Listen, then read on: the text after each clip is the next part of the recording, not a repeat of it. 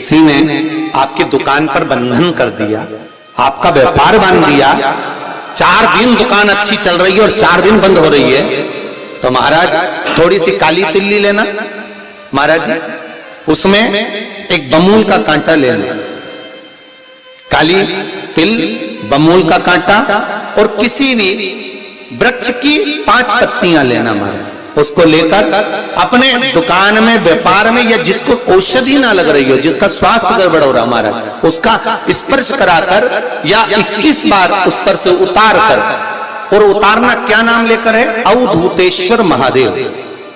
कौन सा महादेव है? जम के बोलो जरा।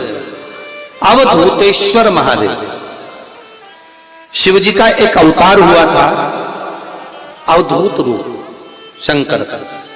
शंकर भगवान के उस क्रोध को, भगवान शिव के उस क्रोध को ब्रह्मा जी ने घोड़े का रूप दे दिया था और घोड़े को समुद्र में डाल दिया था। उस घोड़े से जलंधर हुआ था, फिर जलंधर का विवाह वृंदा से हुआ था।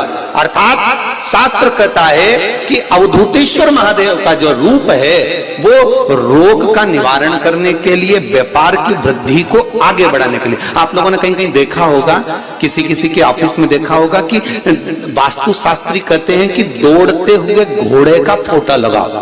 सुना है कि नहीं सुना? अरे बोलो तो सुना है कि नहीं सुना? किसी वास्तु वाले के पास जाओगे ना तो वो कहेगा तुम्हारा ऑफिस अच्छा नहीं चल रहा ना, तो दौड़ते हुए घोड़े का फोटो लगा, जो घोड़े 4-5 घोड़े दौड़ रहे हैं उनका फोटो लगा। क्यों कहते हैं वो? उसका कारण क्या? वास्तु शास्त्री ऐसा क्यों बताते हैं कि दौड़ते हुए घोड़े का फोटो? उसका शास्त्र प्रमाण शिव महापुराण करती है महाराज कि शिव का एक रूप अवधूतेश्वर है, जिसको ब्रह्मा जी ने घोड़े का रूप दे दिया और घोड़े का रूप देकर उसको समुद्र में डाल दिया, जिससे जलंधर की उत्पत्ति हुई। तो अगर मान लो अगर प्रॉब्लम चल रही है, व्यापार में दिक्कत आ रही है, व्यवसाय में तकलीफ आ रही है, या किसी न किसी रूप में कोई ना कोई कष्ट आपको लग रहा है, तो अवधूतेश्वर महादेव का नाम लेकर काली तिल्ली, वृक्ष की पत्ती और एक बमूल का कांटा लेकर, और आप दुकान में से उतार लो, चाहे शरीर पर से उतार लो, उसको ले जाकर किसी भी चौराहे पर उसको पटक दीजिए। चौरस्ते पर नहीं डाल सकते तो बहते हुए पानी में डाल दीजिए, बहता हुआ पानी ना मिले तो पीपल के वृक्ष के नीचे डाल दीजिए, पर उसको मकर राशि के प्रविष्ट भाव में ही डालना। प्रविष्ट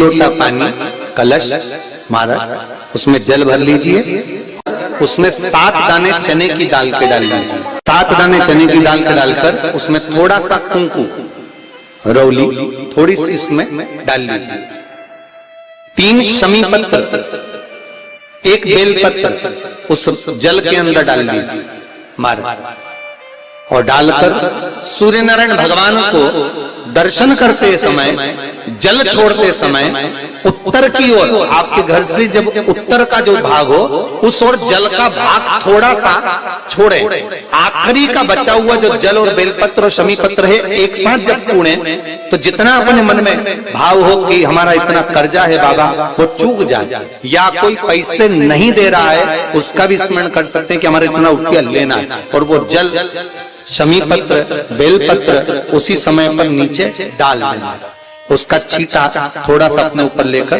प्रवेश कर महाराज।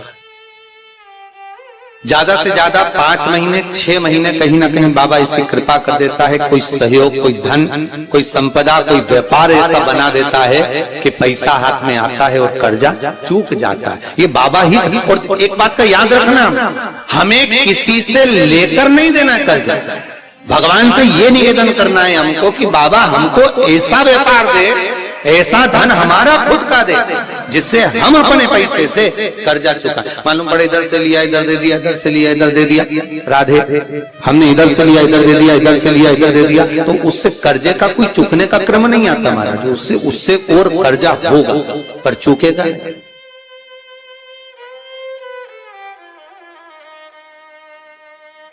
चुकेगा नहीं। हम इधर से उठाकर उधर दे रहे हैं, बस ठीक है, उधर से उठाकर उधर दे रहे हैं, तो ये चूकना नहीं, हमें प्राप्त करना। भगवान से कहो इतना हमको वैभव दे कि चूक जाए, चूके। एक पार्थिव शिवलिंग का निर्माण शमी वृक्ष के नीचे करिए, फिर निवेदन करूंगा, जिसको मिर्गी की बीमारी हो, मिर्गी की तकलीफ आती हो, या चक्कर आते हो, फिट की बीमारी हो, या किसी भी रूप में आप काम करते हो और आपको भन्नाटी आती हो, चक्कर आते हो, उसके लिए शिव महापुराण में, सुंदर उमा खंड में और स्कंद पुराण में, दोनों में बहुत सुंदर वर्णन करा कि एक पार्थिव शिवलिंग का निर्माण शमी के वृक्ष के नीचे कर।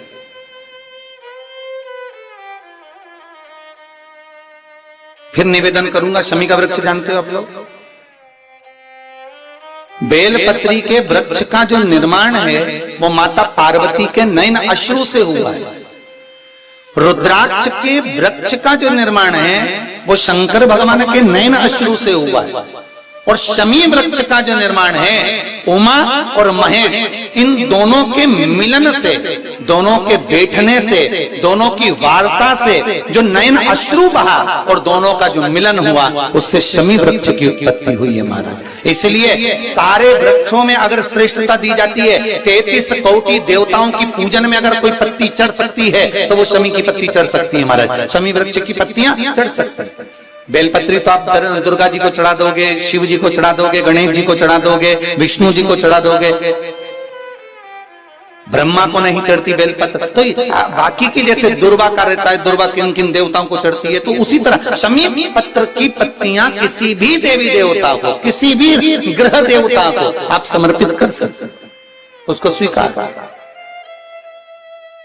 पर एक बात याद रखना, जब शमी पत्र की पत्तियां आप समर्पित करें तो शमी पत्र की डाली समर्पित नहीं होना चाहिए। जैसे एक यहां पर रखी होगी,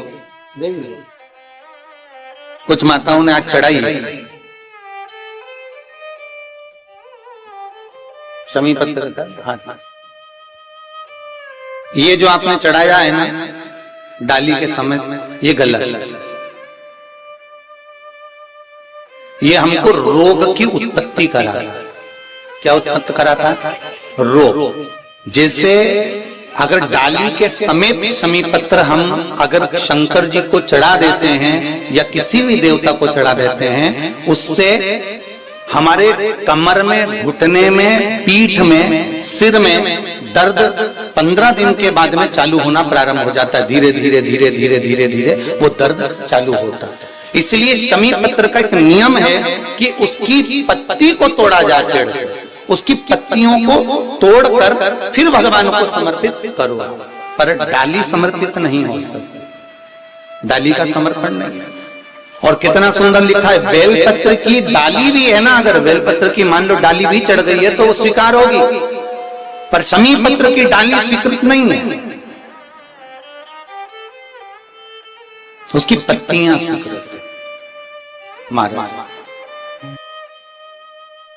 पर जल्दी जल्दी में आप लोग को हो सकता है कि भाव आपका इतना ज्यादा रहता है ना, इतना भगवान से तुम प्रेम करती हो ना, तो भगवान पर बस इसने अपना उंडेलने के चक्कर में तुम ज्यादा ही कुछ उंडेल लिया। बस दिक्कत यहाँ आ जाती है। बेचारे पंडित जी तो थोड़ा सा बोलते हैं, तुम उसके 4 गुना चलती। दिक्कत बस यही है। एक वो कौन सा व्रत करती हो तुम लोग? वो 16 सोमवार का व्रत करती हो? कौन कौन ने करा 16 सोमवार? संकट सोमवार कभी करा हो जिंदगी में? करा सब लोगों ने? रखो।